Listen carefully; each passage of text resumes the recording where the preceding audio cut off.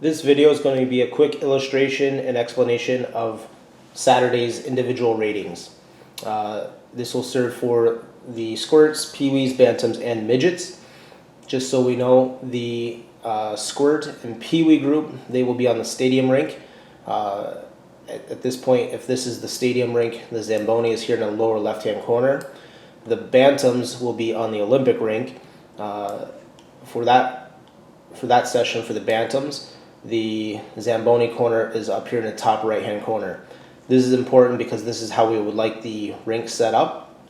So let's talk about the squirts and the peewees first, and the bantams and bantam U16. It's the same exact thing. It's just your layout's going to be a little bit different. So here, stadium rink, Zamboni in the lower left-hand corner. This first lower left-hand corner is going to be a timed event. Top left-hand corner will be a shooting station. Neutral zone at the top will be a stick handling station. Over here, top right, will be a battle compete station, one-on-one. Lower right, we will have a backward skating station, and then a little space carved out here in the neutral zone for a stopping station. So initially, once the ice is clean, we'll get the players out on the ice. Either Coach Joe, Coach Bob, or myself, depending on which session it is, will be on the ice to help coordinate the kids. Once the ice is available, we want the coaches to get out, set up their stations, with barriers, cones, tires, pucks, whatever you need for your group. If you can start to set those up, coaches will have a list of players that are on the ice, and we will send them to you alphabetically. So the first 8 kids or whatever, however many it ends up being, we will send you those kids. What we suggest is that you, as the kids come to you, I would set them up in line in the order that they are. So, A, B, C, D, etc. It just makes it easier for them, for you to be able to find them on the paper when it comes time to rate. And then also, as they come to you, you can check them off to make sure that you got everybody that you're supposed to have. So on with the explanation. So station 1 here is a timed event. What we'll have is we'll have a coach with a stopwatch just on the blue line or in the penalty box, or in the player's bench. And it'll start as soon as this player leaves the dot. This player's going to start on the dot. As soon as this player leaves the dot, the coach will start the stopwatch. This player is going to sprint through the cones, nice tight turns, trying to bite or increase speed coming through.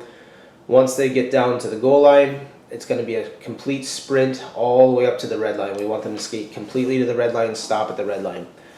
The timed event, however, will end once the player crosses the blue line. We tell them to skate to the red line because if not, they're going to stop skating if we told them we're going to time them to the blue line, they're going to stop skating right about here, and then it's going to make their time a little bit slower. So we want them to go all the way through. Once they cross the blue line, stop the stopwatch. In this station, what we suggest is the person actually doing the rating will have the stopwatch. You will have a helper each time. It'll be different. Give them the clipboard, and as the players come through, you can just say, 8.63, 7.28, 10.12, and the helper can record those scores on the clipboard. Station 2 is a shooting station. It's going to be a series of 2 stationary wrist shots followed by a shot while they're moving. So what will happen, again, when we rotate here, players from Station 1 will come into Station 2, 2 into 3, etc. So we would like all players to line up on the boards here, get them set up into their lines. First player out on the dot, you can set up a tire just a little bit outside of the dot here, but the first player is going to be on the dot. You can have a coach here to kind of feed some pucks just to kind of expedite the drill a little bit, but this player is going to take a wrist shot onto the net. We'll have a net with a shooter tutor. We're looking to see if they can pick corners, velocity under a shot, technique, things like that. We'll talk more about their grading system shortly, but it's going to be a quick shot onto the net. They'll get another puck, another wrist shot onto the net. At that point, they're going to turn. They're going to turn, pick up a new puck, come right down, make a move on the tire, and then get a shot while they're moving. Okay, so it'll be a series of 3 shots. At that point, he'll just come to the end of the line. Number 2 will come up. So that's the shooting station. Up here in the neutral zone will be a stick handling station. What we'll do is for their setup, they'll have a series of 3 cones. There'll be 2 wooden, they're blocks, we call them bridges. So what will happen is this player is going to start with a puck. They're going to skate straight into the bridge. They're going to straddle, so 1 foot on each side, and they're going to stick handle narrow through the bridge. Okay, so if he comes up, the puck's out here on this side, he's going to try to push it through the middle of the bridge, catch on this side, continue up, push it from this left side up into the top side. Once he gets through the bridge, he's going to collect his puck and then just continue to stick handle around the cones back in line. That's stick handling. Number 3 will be a one-on-one battle compete. So out here we'll get the two nets. We'll put 2 little nets in front. So you have the 2 big nets with 2 little nets turned backwards just in front of these nets. And then you can have a series, have the players lined up here in a corner, a coach with some pucks. This would be your helper. And then whoever's doing the rating can kind of stand in a safe area, wherever that's at, to kind of evaluate. So initially it's just going to be, the coach is going to spot a puck in, and you're going to have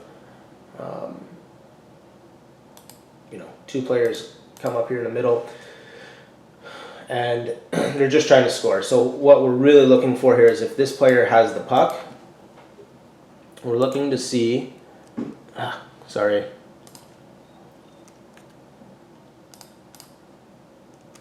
we're looking to see if they can possess the puck. So use their body to protect and try to, possess the puck to a point where they can get around. This guy's going to come up.